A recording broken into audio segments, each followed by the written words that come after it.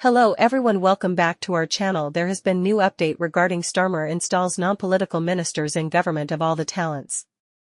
Keir Starmer brought back senior ministers from the new Labour government on Saturday night, as he announced further additions to his team.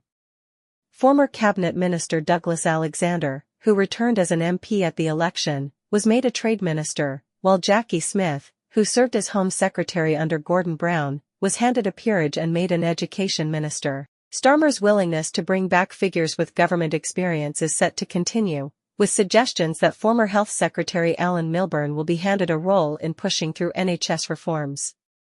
It comes after Starmer demonstrated a willingness to bring in outside expertise for his ministerial ranks, in an apparent return to Gordon Brown's attempt to build a government of all the talents. He has appointed former Chief Scientific Advisor Patrick Vallance as Science Minister, Rehabilitation Campaigner and businessman James Timpson as Prisons Minister, and Richard Hermer, an expert on international law, as his Attorney General.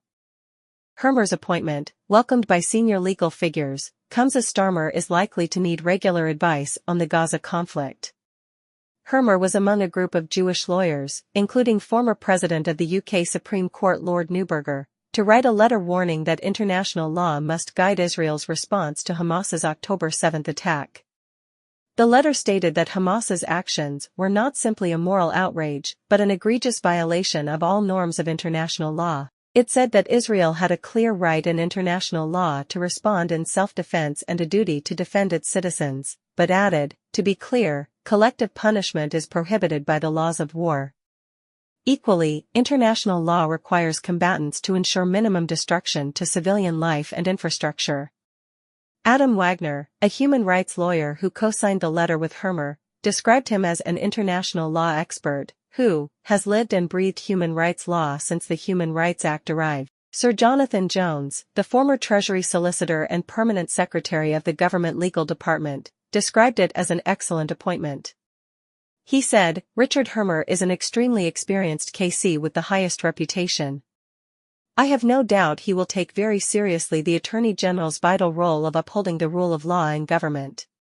However, Hermer's arrival has meant sidelining Emily Thornberry, the London Labour MP who had held the role in opposition.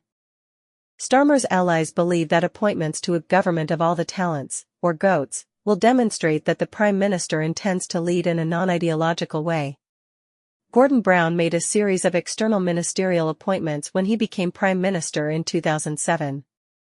They included former Admiral Lord West, ex-UN Deputy Secretary-General Mark Malloch Brown, the former CBI Director General Digby Jones, and Surgeon Era Darcy. What is on the immediate to-do list for 6 key new cabinet ministers? Read more. There was some criticism of the appointments after some of the outside ministers did not last long in their posts. Lord Jones later complained that being a junior minister had been one of the most dehumanizing and depersonalizing experiences a human being can have. Others caused political embarrassment for the government. However, Lord Darcy stayed in post as a health minister for 2 years, while his review of the NHS won broad support. In other appointments announced on Saturday, Ellie Reeves, the sister of Rachel Reeves, was made a Cabinet Office Minister and replaced Annalise Dodds as party chair.